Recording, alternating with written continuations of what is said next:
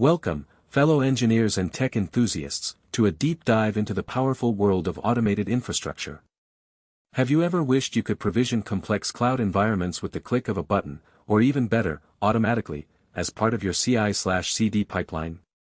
Today, we're making that wish a reality. We're going to explore how to combine the robust capabilities of Google Cloud Build with HashiCorp Terraform to achieve seamless, automated infrastructure provisioning on GCP. Think of it, spinning up entire Kubernetes clusters and managed databases without ever touching the GCP console manually.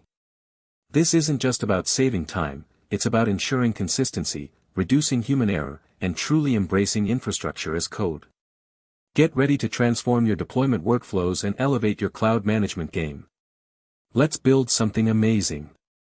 Before we dive into the nuts and bolts, let's briefly touch upon why infrastructure as code, or IAC, has become an indispensable practice in modern cloud deployments. Imagine managing hundreds or even thousands of resources across multiple environments: development, staging, production. Manually configuring these would be a nightmare, prone to inconsistencies, forgotten steps, and significant delays.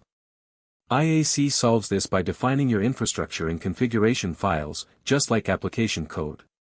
Terraform, in particular, is an open-source IAC tool that allows you to define both cloud and on-premises resources in human-readable configuration files. It supports an extensive array of providers, with Google Cloud Platform being one of its strongest integrations. This means your entire GCP landscape, from virtual private clouds to GKE clusters and Cloud SQL instances, can be version-controlled, reviewed, and deployed with precision. It brings software development best practices directly to your infrastructure management. Now, let's bring Google Cloud Build into the picture. Cloud Build is GCP's serverless platform for executing your builds and deployments. It's incredibly versatile, capable of pulling code from various sources like cloud source repositories, GitHub, or Bitbucket, and executing a series of steps defined in a cloudbuild.yaml file. These steps can be anything from compiling code, running tests, to, as we'll see today, provisioning infrastructure.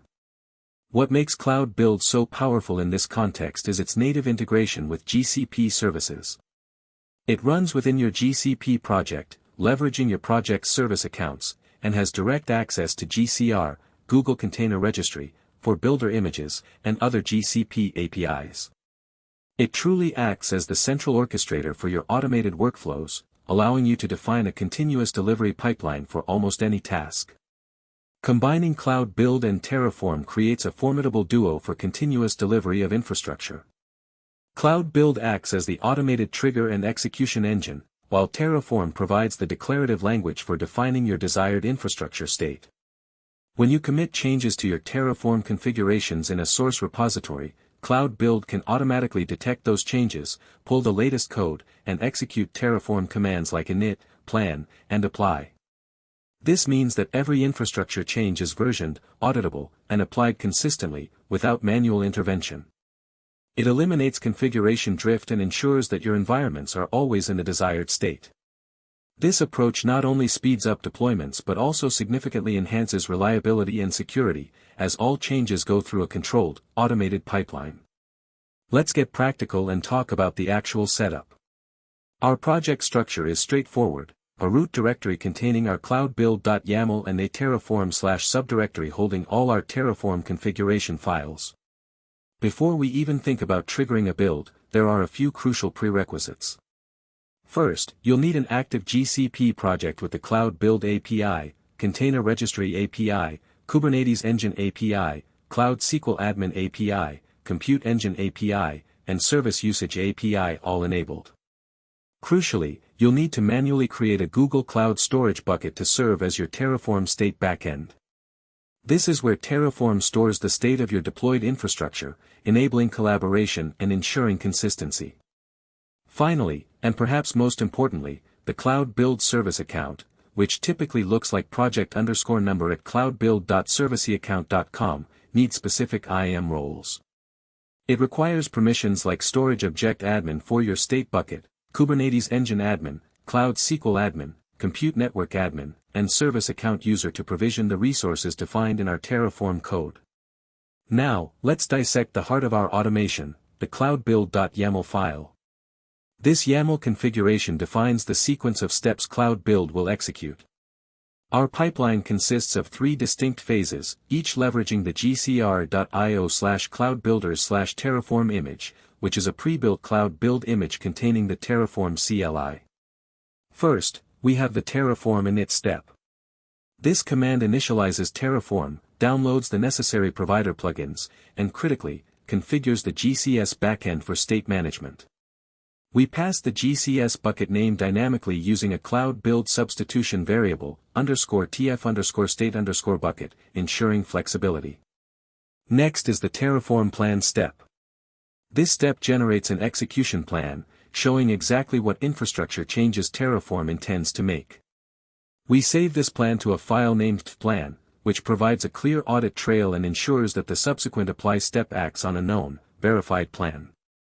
Finally, the Terraform apply step takes the plan file and applies the infrastructure changes. The auto-approve flag is essential here, bypassing interactive prompts and allowing for fully automated deployments.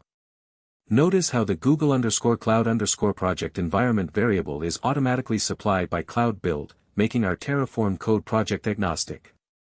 With Cloud Build orchestrated, let's explore the Terraform configuration itself, starting with versions.tf and variables.tf. The versions.tf file is foundational. It declares the required Terraform version and, more importantly, configures the Google provider and the GCS backend for state management. This is where we tell Terraform to store its state file in the GCS bucket we created, ensuring that the state is remote, shared, and durable.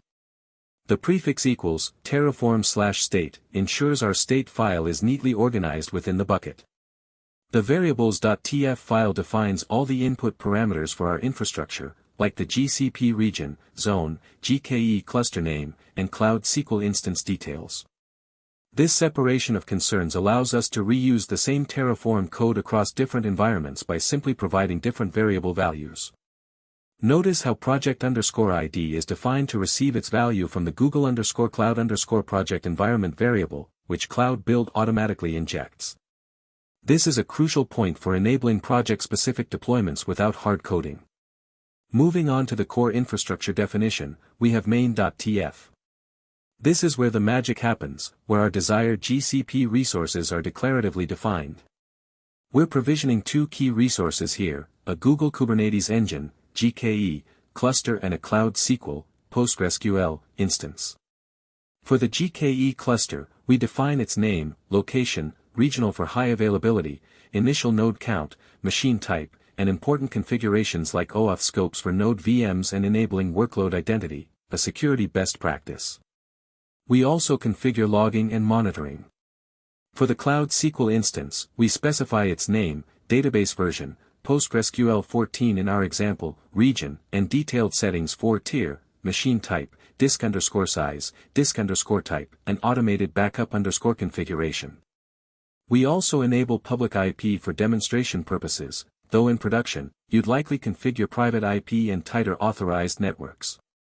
Additionally, we define a database and a user within our Cloud SQL instance, showcasing how Terraform can manage not just the service but also its internal components.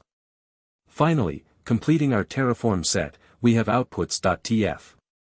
While not directly impacting resource provisioning, outputs are incredibly useful. After Terraform successfully applies your configuration, these outputs will display key information about the newly created resources. For our GKE cluster, we'll see its name and a control plane endpoint. For the Cloud SQL instance, we'll get its connection name, public IP address, if enabled, the database name, and the username of the created database user. Outputs serve as a programmatic way to extract information from your deployed infrastructure, making it easy to integrate with subsequent automated steps or simply provide quick access to crucial details for human operators. It's an essential part of making your IAC solution self-documenting and easily consumable by other processes. With all our configuration files in place and understanding their purpose, it's time to trigger the build. The deployment process is initiated with a simple Cloud Build submit command from your local machine. You'll specify your GCP project ID and, importantly, provide the _tf_state_bucket substitution variable with the name of the GCS bucket you created earlier. Once triggered,